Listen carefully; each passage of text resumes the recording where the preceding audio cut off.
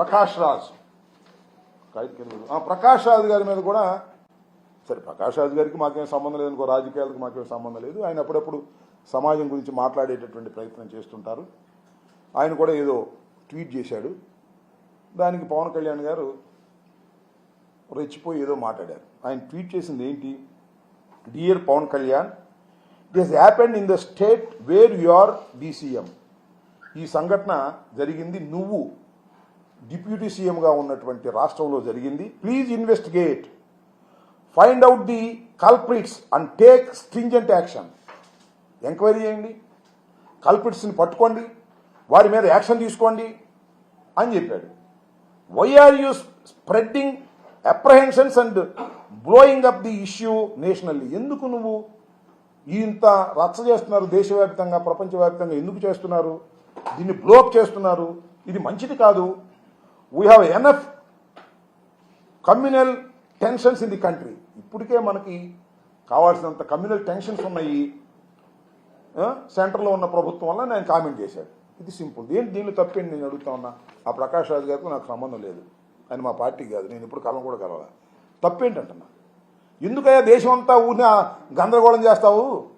నువ్వు డిప్యూటీ సీఎంగా ఉన్నావు, ఎంక్వైరీ చేయి, కల్పిట్స్ని బయటకు తీసుకురా అని చెబితే అది నచ్చదంట.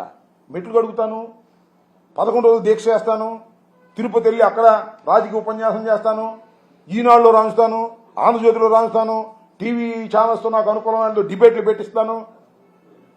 ఇదేనా చేయాల్సింది? ఒక బాధ్యత కలిగినటువంటి వ్యక్తిగా పవన్ కళ్యాణ్ గారు అప్పుడప్పుడు అంటుంటారు, నేను చాలా నీతి నిజాయితీ అని. ఏదో కొంతనా నమ్ముదాం ఆయన నీతి నిజాయితీ, నిజంగానే దైవభక్తుడు, కొద్ది గొప్ప సమాజం ఉందని అనుకుందాం. అయినా నేను చెప్తున్నా, చంద్రబాబు తోక పట్టుకుని సముద్రంలోకి పోతున్నావు నువ్వు. చంద్రబాబు మోసగాడు. మతాన్నైనా ఉపయోగిస్తాడు, దేనైనా ఉపయోగిస్తాడు, దేనికైనా సిద్ధపడేటటువంటి ఒక రాజకీయంగా రాక్షస మనస్తత్వం కలిగినటువంటి వ్యక్తి నారా చంద్రబాబు నాయుడు గారు. ఆయన తోక పట్టుకుని నువ్వు వెళ్తే కుక్క తోక పట్టుకుని గోదావరి ఇదినట్టే వాస్తవాలు గమనించమని మనం చేస్తున్నాం. మనం ఇంకో మాట కామెంట్ చేశాడు, దానికి కూడా చెప్పాలి. నన్ను విమర్శించే వైసీపీ వాళ్ళకి చెప్తున్నా, గొడవ పెట్టుకోవాలంటే ఎంత గొడవకైనా సిద్ధం. మాబూటాను ఎంత గొడవ పెట్టుకుని ఎంత గొడవకైనా సిద్ధం. ఏంది గొడవ ఏంది దీనిలో? రాజకీయ విమర్శలు.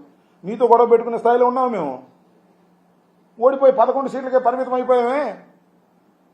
నువ్వు చంద్రబాబు భుజాన్ని ఎక్కావో, చంద్రబాబు నీ భుజాన్ని ఎక్కారో తెలియదు, కానీ మీరు పెద్ద బ్రహ్మాండమైన స్టేజ్లో ఉన్నారు. మీతో మేము గొడవ పెట్టుకుంటామా?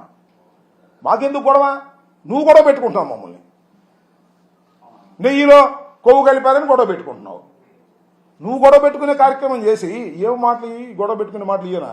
గొడవ పెట్టిన వాళ్ళు ఎట్ట మాట్లాడతారు?